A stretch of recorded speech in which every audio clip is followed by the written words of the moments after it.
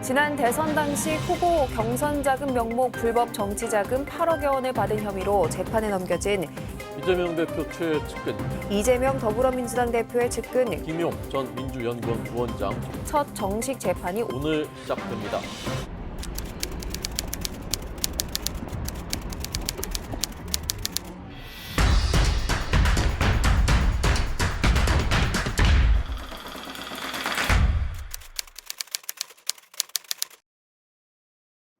이재명 민주당 대표의 이른바 최측근이라고 불리는 김용 민주연구원 부원장 재판이 오늘 본격적으로 열립니다. 그동안 열렸던 재판은 이른바 준비 절차라고 해서 앞으로 재판을 어떻게 할 건지 그거를 협의하는 절차였고요. 그 협의에 따라서 오늘 본격적으로 재판이 열리는 첫날입니다.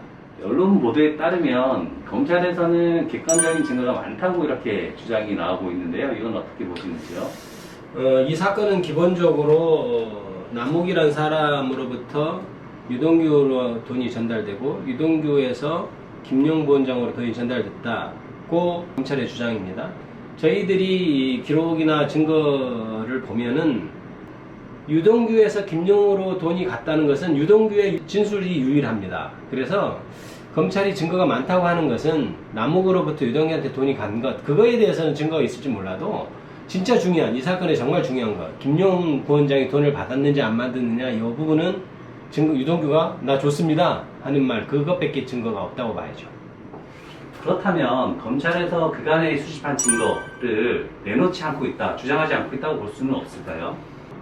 보통은 이제 자기들이 수집한 증거를 검찰에서 미리 다 내고 그것을 바탕으로 재판을 하려고 보통 하기 때문에 숨겨진 증거는 없을 것이다. 만약에 그렇다 하더라도 저희는 또 저희 나름대로 굉장히 준비를 많이 하고 있기 때문에 어떤 증거가 새롭게 나온다 하더라도 걱정은 하진 않습니다. 그렇다면은 김용 부원장에 대한 구속수사, 기소, 재판에 이르기까지의 결국에는 이재명 대표를 향한 수사와 기소라고 봐야 되는 걸까요? 지금 이재명 대표에 대해서 대장동 사건, 성남 FC 사건도 포함돼서 구속영장이 청구됐다가 국회에서 이제 부결됐지 않습니까?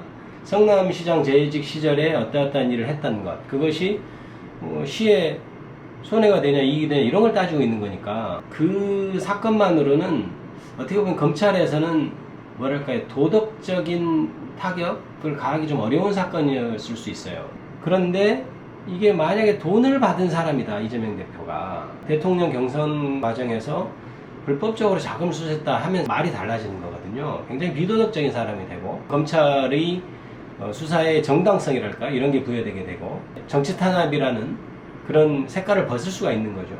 이 새로운 정부가 들어서서 수사 기류가 바뀐 것이 자금을 수수했냐 이런 부분으로 지금 수사가 집중되어 있잖아요. 그래서 이 사건은 이재명 대표를 결국 구속시키기 위한 단초였다고 생각을 합니다. 네.